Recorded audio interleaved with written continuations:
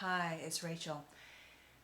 Someone asked me about what is righteousness, and I really encourage you to watch my two previous videos because you cannot understand really any characteristic of the true Heavenly Father that is beyond this world, okay, because He is creator above all.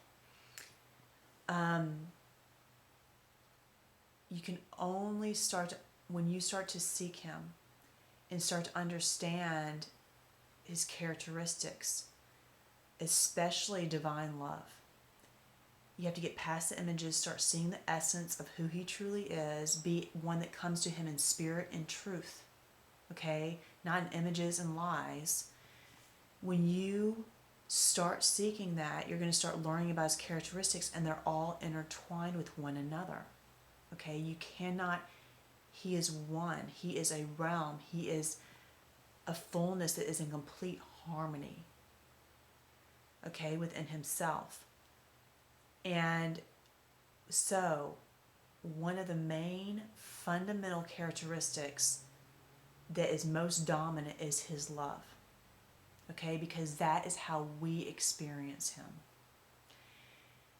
It is a divine love that underscores every act, everything that He does in accordance with us, okay, where the God of this world, nothing that He does with us is in accordance with divine love because He lacks that. That's why He needs to be healed. He needs to be completed with that divine love and made whole. Because without love you don't have truth. And this is what you create. A God without divine love lacks the truth, thus is full of lies, full of fear. Okay, I've already went through those in the previous couple videos. So, if you're looking for what righteousness is loving perfectly. It is doing the right thing in the moment.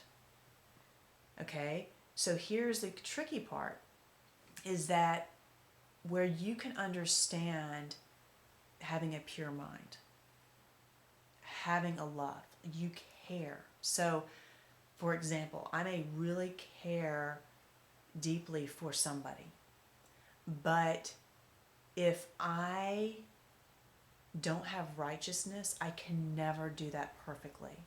Righteousness is the ability to act, speak perfectly. That's why we need the righteousness of God.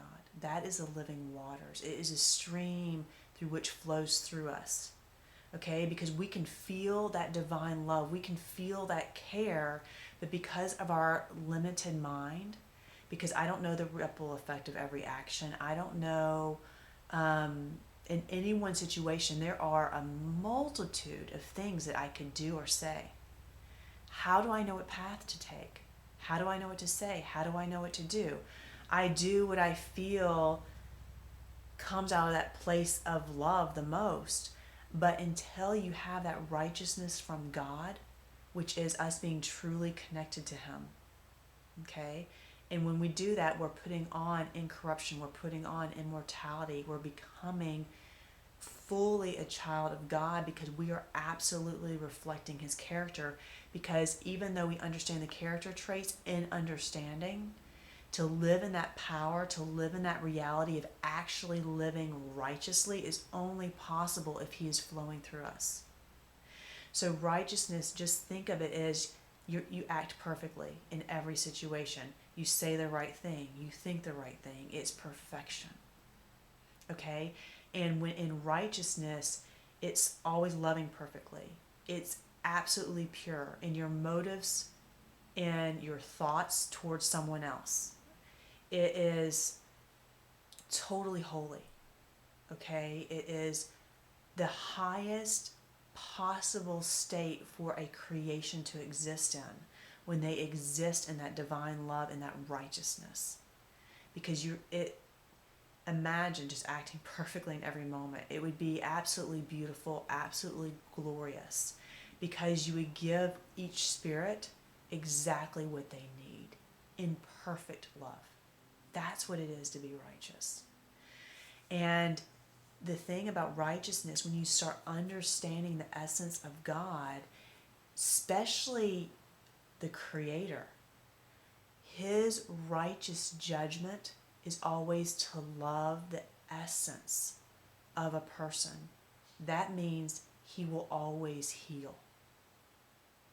He's a God of healing. That's why Jesus came healing. He didn't come giving people diseases. He came healing.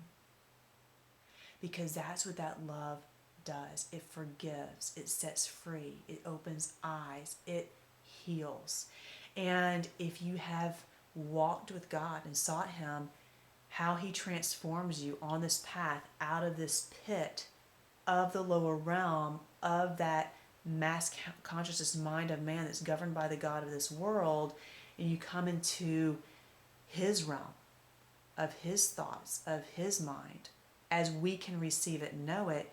That journey, He is so gentle, powerful yet gentle in your life, just so amazingly beautiful, perfect. And you start seeing His, in that healing of your soul is the perfect justice. And that is how He can pour out His forgiveness. Because even though you have some corruption, you are moving out of that. And in that, His forgiveness can pour over you because you are on the path of healing and He's controlling it and He knows the end, and the end is completion for your spirit. That you're not going to be broken like the God of this world without love, but you're going to be made complete. And as we're going to be made complete, it is my prayer that the God of this world is also made complete. So that God, the Creator of all, from every aspect of His creation, is feeling love returned back to Him. A lot of times we forget to think about God. We just want Him to do things for us. It's all about what He does. When you start to see His essence, when you start to come to Him in spirit and truth, you desire His Spirit to feel nothing but love. That means you're praying that you never hurt His Spirit. You never want anyone to wound that Spirit, because when you love, if it's not returned or if that person's harmful, it hurts. Period. That's how love is. It cares. Of course, it knows that it has the mercy and the compassion because it has a more supreme mind. It understands that person is walking out of ignorance and fear and pain, but it still hurts. And as long as they're bound in that pain and that fear and that torment, they can never return the love back to the Creator. When you start understanding that beautiful Spirit of God, you want Him to feel love in its fullest from every aspect of creation, from every God, from everything. So there's a God over this world, the one who came tempting Jesus in the wilderness, offering the kingdoms of the world. They were His to give. That entity to be healed. And it's lacking. And that lacking is what it lacks, is that divine love. But once you do that and you start understanding that, then you can start understanding the righteousness of God and His righteous judgment, which is to love, which is to heal. Because He can heal because He's the Creator. That's how it's a righteous judgment. It is when you start diving into the essence of God, there is nothing more beautiful or more life-changing in your view and your perceptions of all that is of this world. And even though your heart breaks to see the cruelty and the suffering and the fear continue, I mean, it is very difficult. The closer you move to the Spirit of God, meaning the purer your love becomes, which means the more you see the essence of things, the more love that you have for this world, in terms of the spirit of people in bondage and fear. You don't love the corruption. You don't love the wickedness, but you love the spirits bound in that. It is very difficult. So I can only imagine what the essence of God feels. This